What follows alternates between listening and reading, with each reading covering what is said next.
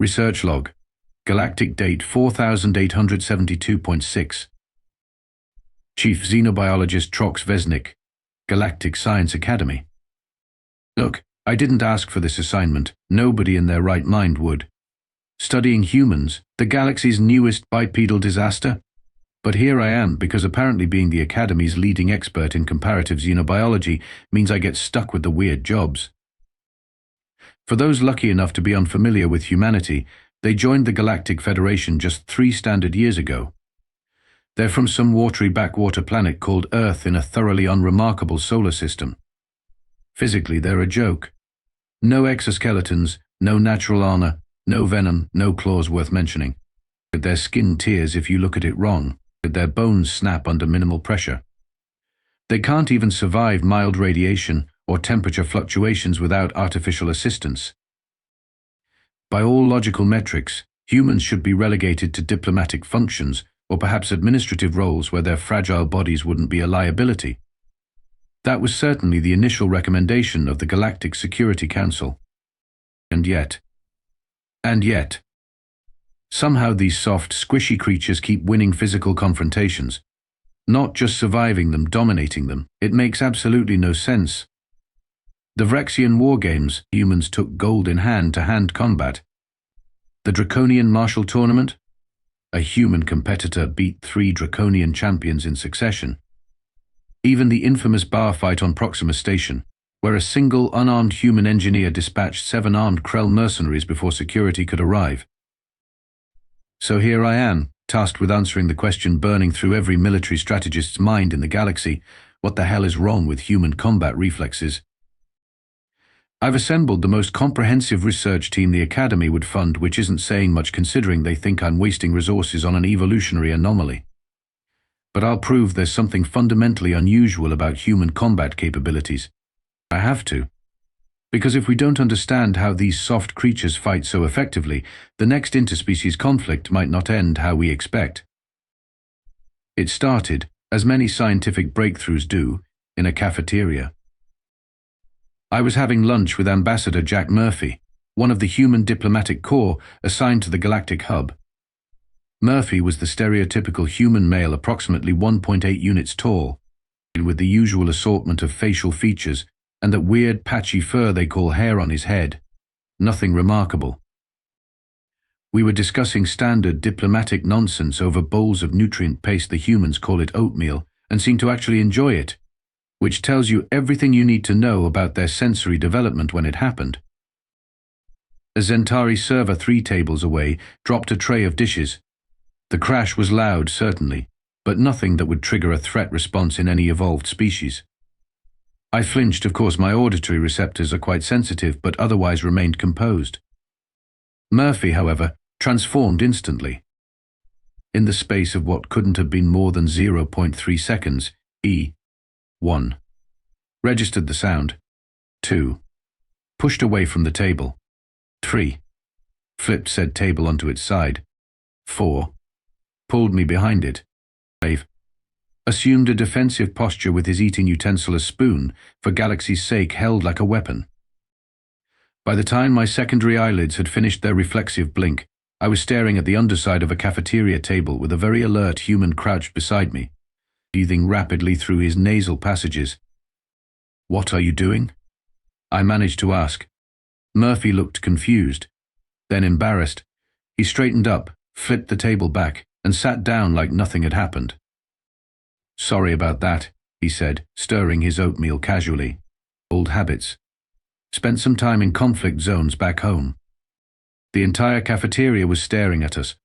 A Florbian diplomat had secreted defensive mucus all over themselves in response to the sudden movement. 2 security drones had activated and were hovering uncertainly nearby. "That was unexpected," I said, my scientific curiosity overpowering my embarrassment. "Your reaction time was improbable." Murphy shrugged, that strange human gesture that somehow conveys 17 different emotional states simultaneously.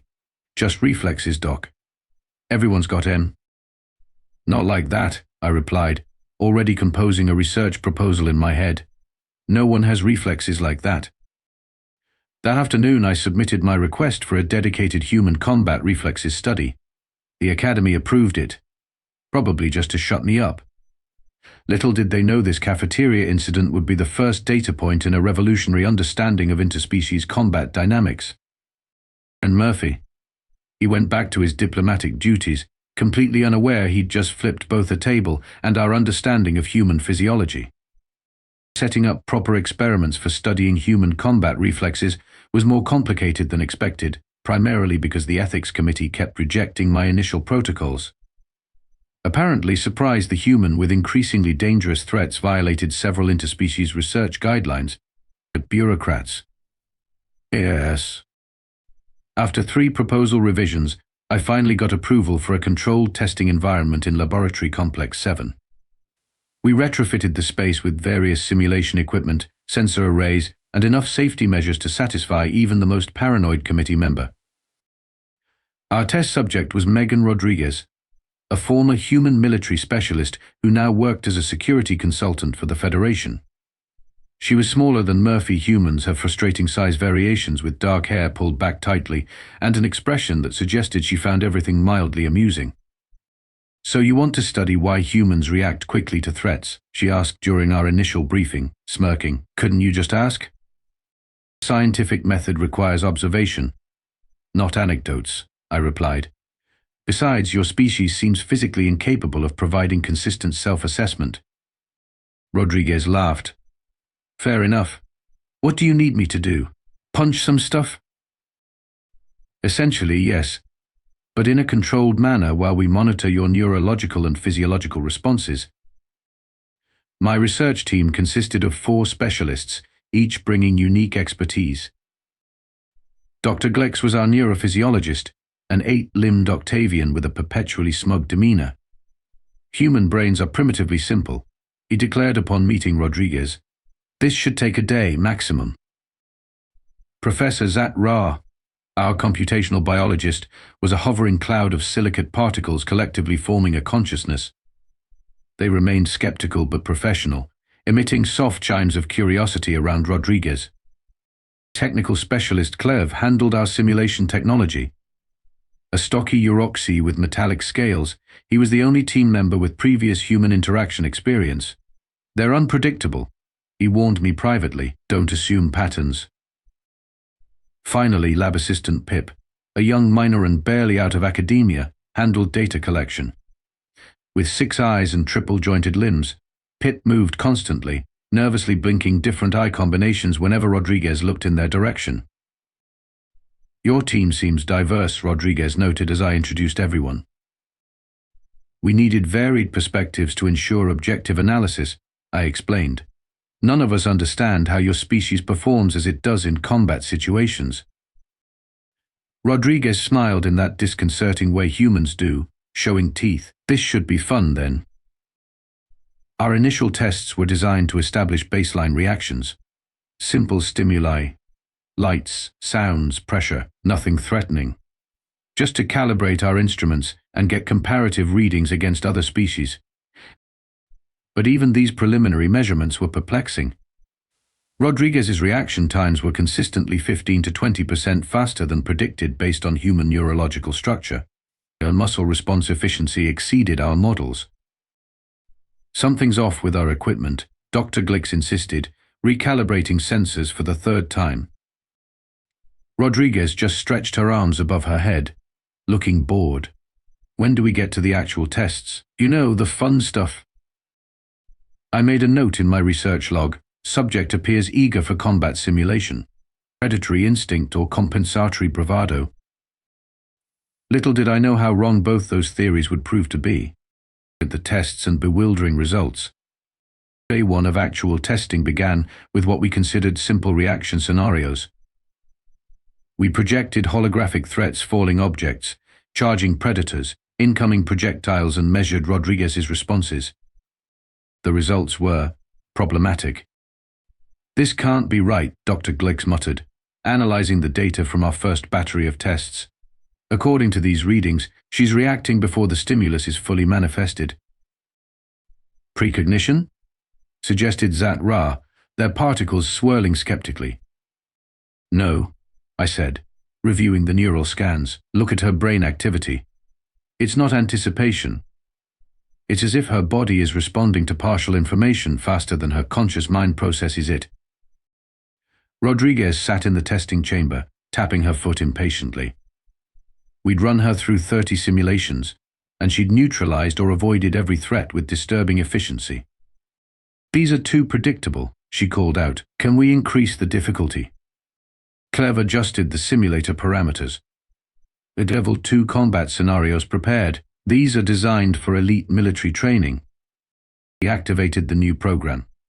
A series of randomized attack drones materialized around Rodriguez. Non-lethal, of course, but programmed with advanced combat algorithms. What happened next defied explanation. Rodriguez didn't just defeat the simulation, she flowed through it like water around stones, each movement connected to the next in a continuous sequence that seemed impossibly efficient. She wasn't thinking about her responses, she was simply acting. Her neural pathways are bypassing standard processing centers, Glex reported, mandibles clicking in agitation. Motor responses are initiating before full sensory input reaches consciousness. Impossible, Zat-Ra chimed. That would require specialized neural architecture we don't see in her brain scans. But the evidence was undeniable. When faced with threat scenarios, Rodriguez's reaction times dropped to levels that shouldn't be physiologically possible for her species. More baffling still, her accuracy improved under pressure. Let's increase the complexity, I suggested. Random patterns, multiple threat vectors, environmental hazards.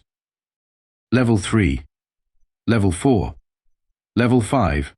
And, with each increase in difficulty, Rodriguez's performance metrics improved. It made no logical sense. The more chaotic and threatening the scenario, the more effectively she responded. I'm enjoying this, she called out after dispatching a Level 5 simulation that would have overwhelmed most Galactic Special Forces operatives. She wasn't even breathing heavily. Pip was frantically recording data, all 6 eyes wide with astonishment.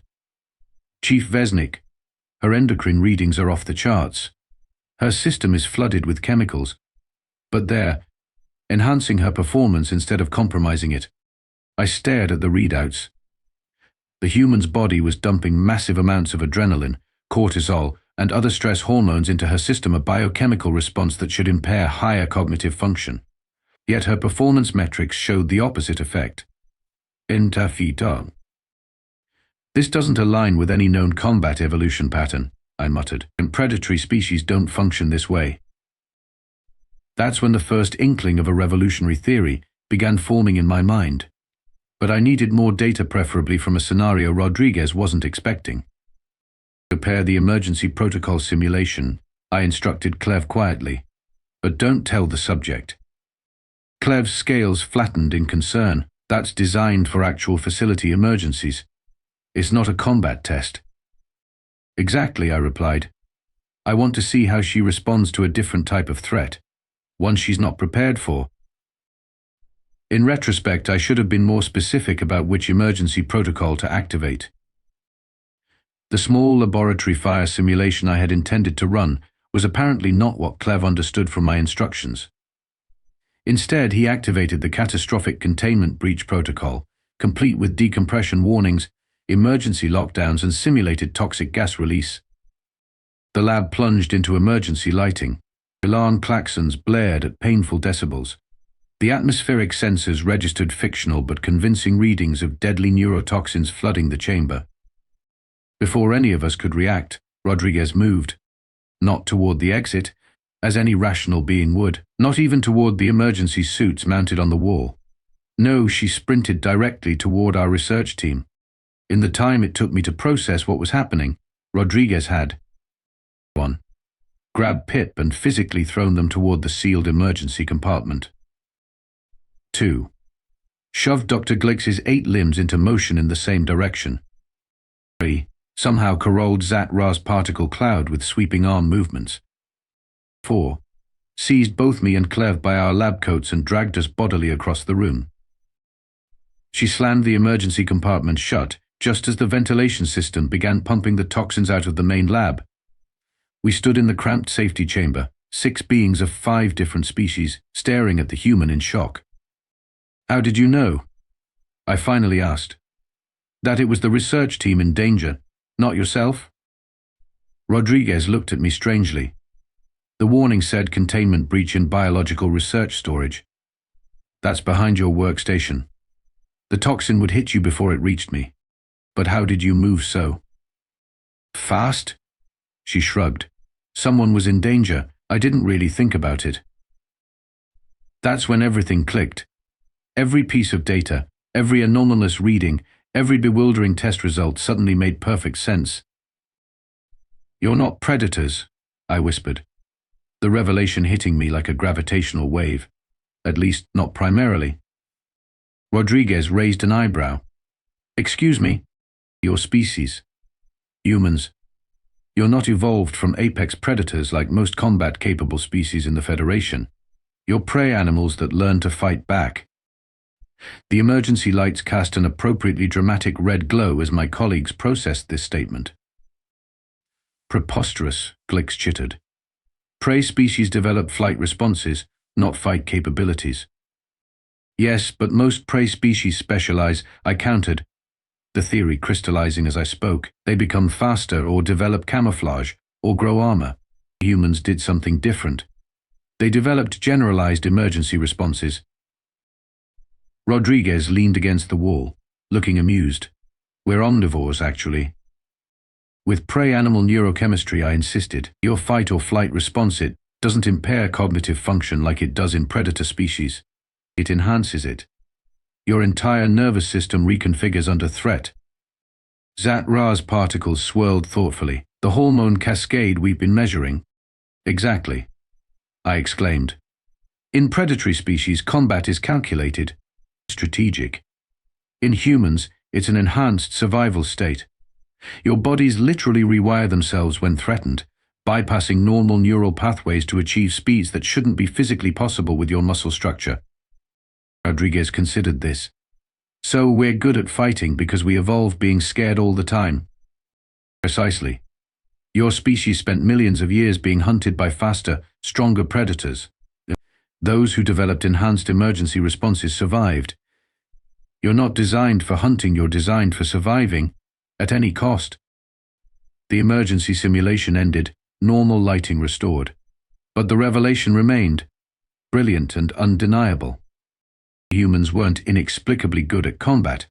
They were inexplicably good at emergency response, and combat was just one application of that evolutionary adaptation. My final report to the Galactic Science Academy caused quite the uproar. Humans, combat-ready prey animals, and the implications for galactic security doctrine wasn't the most diplomatic title. But scientific accuracy took precedence over political sensitivities. The central finding that human combat effectiveness stems from prey animal neurochemistry rather than predatory evolution revolutionized xenobiological classification systems. More importantly, it forced a complete reassessment of human military potential. "They get better under pressure," I explained to the Galactic Security Council, who looked appropriately concerned. "The more threatened they feel, the more effective they become. But their conscious minds literally step aside and let ancient survival mechanisms take control. This is why they performed so unexpectedly in combat situations," added Dr. Glix, who had become a reluctant convert to my theory. "They're not fighting according to predatory logic or strategic training. Time to defalgier. They're surviving with every cell in their bodies." The implications rippled through galactic military doctrine. Training protocols against human combatants were rewritten. Tactical manuals now included warnings about human emergency state enhancement and advised against causing sudden stress responses unless absolutely necessary. Most amusingly, the Draconian Empire, who had been contemplating a small-scale conflict with Earth colonies in the Orion sector, quietly backed down after reviewing our findings. Apparently, the idea of facing opponents who become more effective when threatened violated their fundamental understanding of warfare. Megan Rodriguez returned to her security consulting position with a significant promotion. She occasionally sends me research notes from her own observations. Most recently, Tried to explain to alien diplomats that humans literally refer to this as getting in the zone or flow state, and they think it's a good thing. They looked horrified. Hilarious. Jack Murphy still flips the occasional table in the cafeteria, though now it's seen as an educational demonstration rather than a social faux pas. As for me, I've become something of a celebrity in xenobiological circles. My newest research grant explores whether other Earth species share this unusual neurological architecture. Preliminary findings suggest Earth's evolutionary pressures created several anomalies worth studying. For any non-humans reading this report, I'll conclude with this practical advice. If you find yourself in a confrontation with a human, do not escalate gradually. This only enhances their capabilities by triggering their emergency response systems. Either avoid conflict entirely or overwhelm them instantly before their neurochemistry activates. And whatever you do, never drop a tray of dishes near them in a cafeteria. Research log. Galactic date 4875.2. Chief Xenobiologist Trox Veznik, signing off. Academic citation. What the hell is wrong with human combat reflexes? A comprehensive analysis